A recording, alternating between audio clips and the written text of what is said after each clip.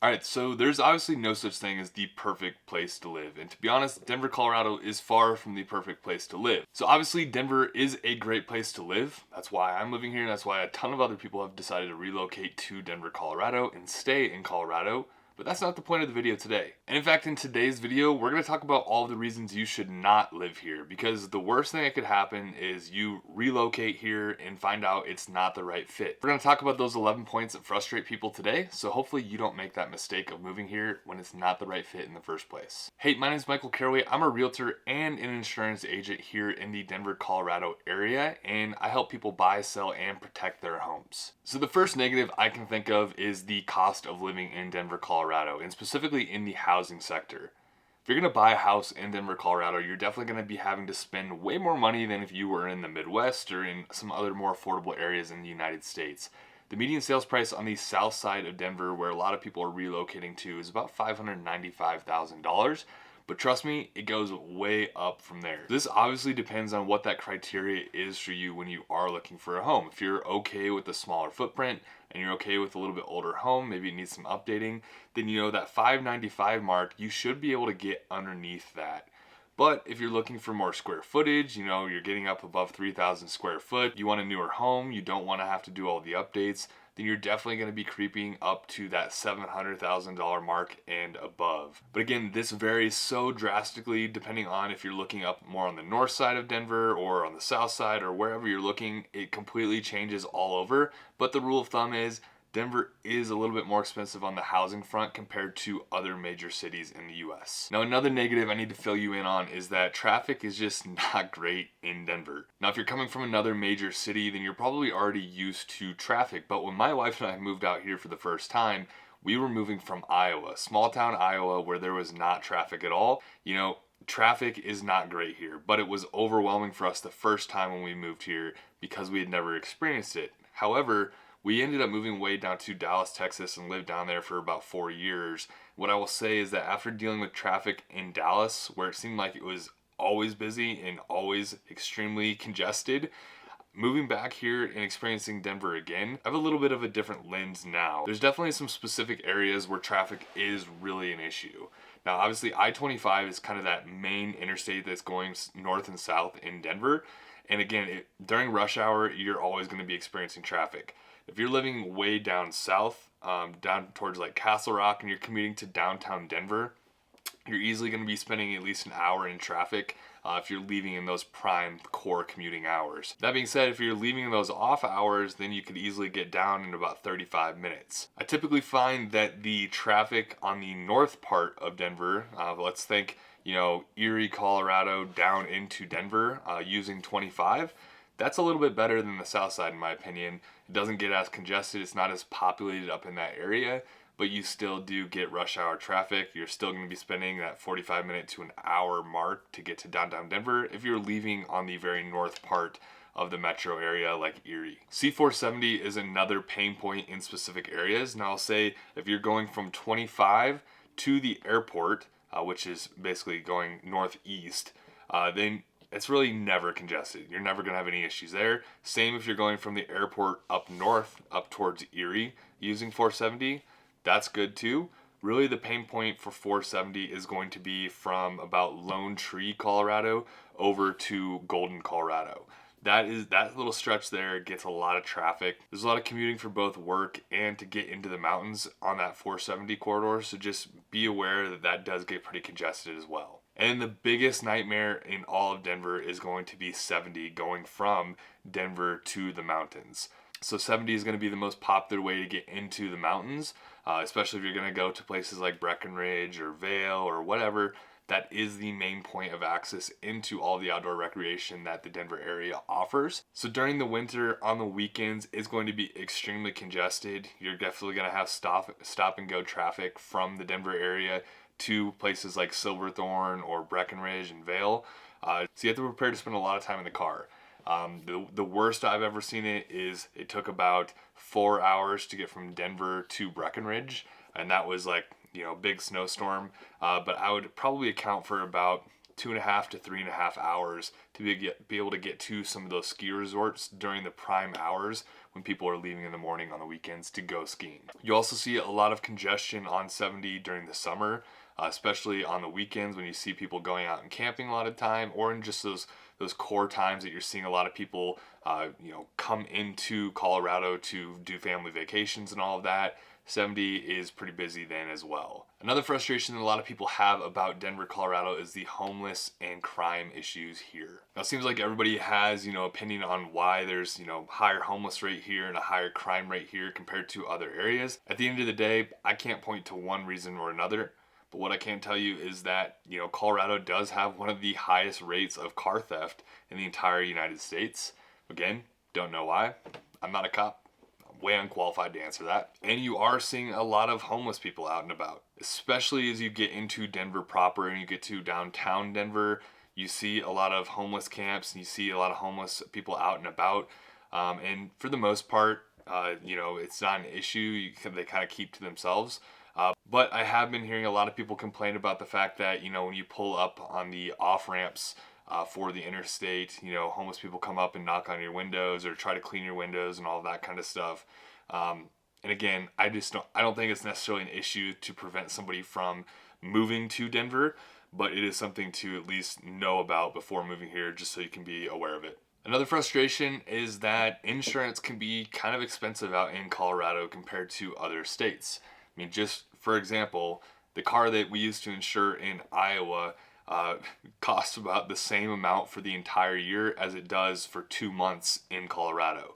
So car insurance, home insurance are all going to be a little bit more expensive compared to some of the more, boring states where you don't get all the crazy weather and all that kind of stuff like Iowa, for example. So just be prepared for a little bit more of a budget to be allocated towards insurance when you do move out to Denver. Why is it more expensive? There's a lot of reasons between wildfire risk and hail damage. There's a lot of wind in Colorado, so you are exposed to more natural risks here in Colorado. And then things like the high theft rate for cars here in Colorado are not going to make it any cheaper either. So just be prepared going into it that insurance is going to be a little bit more expensive here compared to some other places. Another frustration that people have about Denver, Colorado is that the weather is definitely bipolar. There is no rhyme or reason on how the weather operates here. If you think you have your thumb on what the weather's going to do one day, there's no way that you're going to actually be right about that. So the time of the recording of this video, it's March, and we've had some great weather over the past month or so. We've had days where we get up to 70 or 75 degrees, and it's amazing outside, but then the next day it's gonna snow. This week is a perfect example. Today it's 75 degrees, but in 2 days we're gonna have a snowstorm, or at least they say we're going to. So definitely just kind of fluctuates all year round, which we've grown to actually love because we don't like it when weather just kind of stays stagnant. If you're in the winter and it's constantly 20 degrees or below like it was in Iowa, that gets old. Or on the other end of the spectrum, like in Dallas in the summer, once it gets to the summertime, you're consistently above that 100-degree mark. That gets old too. In Colorado, pretty much no matter what season it is, you're going to have times where you're comfortable being outside. Like in the winter, you'll have days that spike up to that 45, 50-degree mark. And if it's 45, 50 degrees, it feels comfortable to go outside because of the strength of the sun. But then you'll also have the days where it gets below 0 degrees and you have a big snowstorm. The nice thing is it just doesn't stay around. It will get back into that nice weather soon enough. And so I've grown to like that. But there is a frustration from some people that they don't like that kind of thing. So just something to be aware of. One of the first things you would notice if you did move to Denver, Colorado is that the air is extremely dry here. So you don't notice this right away. It's not like you hit Colorado and it's like, oh wow, this is really dry. But you start seeing things show up like, constantly need to use lotion on your hands because they're so dry, or your lips always being chapped. My wife, when we first moved here, was really struggling because she would get bloody noses multiple times per day as she was getting used to the more dry climate. So just be aware, if you do move here, or even just travel here, you're gonna have those issues with the more dry air here. So just be prepared for that. The Denver area is also known for poor air quality, and you do get a lot of wildfire smoke in the Denver area as well. For many years now, Denver has had very poor air quality. Again, I'm not a scientist. I'm not going to go spit out a bunch of numbers for you. Just know that typically you do have poor air quality here. You do get a lot of air quality alerts in Denver. To be honest, we got those all the time in Dallas too. So I think it's also just kind of a big city issue. But you do have a little bit more of a unique thing here in the sense of when there is a wildfire in the mountains in Colorado or even in other states further west, you do often get a lot of that wildfire smoke here. So it's not uncommon to be able to smell smoke in the air or even see ash falling from wildfires that are way far away. So just keep that in mind as something you will have to deal with at some point if you do live in Denver, Colorado. Another big frustration for my wife and I as we were looking at relocating back to Denver, Colorado, is that a lot of the housing developments have packed the homes in so tight that you just don't get a lot of privacy in your homes or your yards. So again, this is going to be depending on kind of what your criteria is and what your budget is. But generally speaking, a lot of the new developments here in Colorado are going to have really tiny yards and they're going to be backed up right next to your neighbor. Some of them I look at and I'm like, how is this even possible? It looks like they're like literally 5 feet away from each other. So when you're looking through Zillow or you're looking through Home, or an agent like myself is helping you look for homes, keep in mind, like, one of the first things you need to understand is, what's kind of the spacing or the privacy that you have from the other houses around you. And real estate agents will do their best job to kind of hide the fact that, maybe there's a home 15 feet away from you or 10 feet or whatever that is, just based on the kinds of pictures that they take. So really do your due diligence and make sure you're looking into kind of the privacy that you will get and the spacing you will get in those houses, because a lot of them are probably not going to give you a lot of privacy or space. Another frustration in Denver is the public transportation. Now, I will say, coming from Dallas, the public transportation in Denver is amazing. There's way better public transportation here compared to Dallas, where there's pretty much none at all. However, Denver isn't that great either, just to be honest. Like, you do have light rails throughout the entire metro area. You've got a train that goes out into DIA. You've got, a bus transit system and all of that.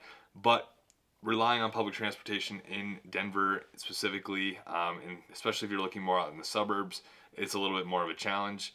There are little pockets where it's better. I mean, for example, like Lone Tree, Colorado, even though it is a smaller area, they've invested in public transportation. They have a nice shuttle that goes around the entire town. They also have access to the light rail.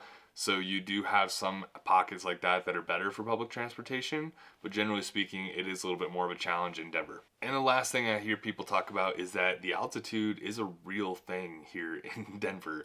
So coming from Iowa and Dallas, which are much lower elevations compared to where we're currently at, the elevation of our home sits about 6,300 a foot above sea level. So huge difference compared to what we were used to growing up and, recently being in the Dallas area.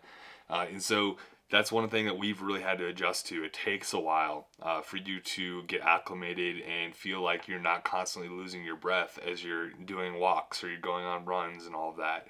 So there's definitely an adjustment period that goes into the altitude here.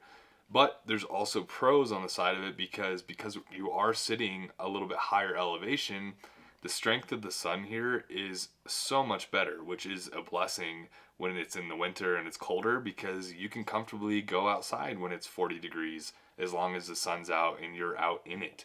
And so I love the strength in sun out here compared to other areas because you're able to get outside more throughout the year. If you're looking to buy a home, sell a home, or protect your home here in the Denver area, then definitely reach out. I'd be honored to help you.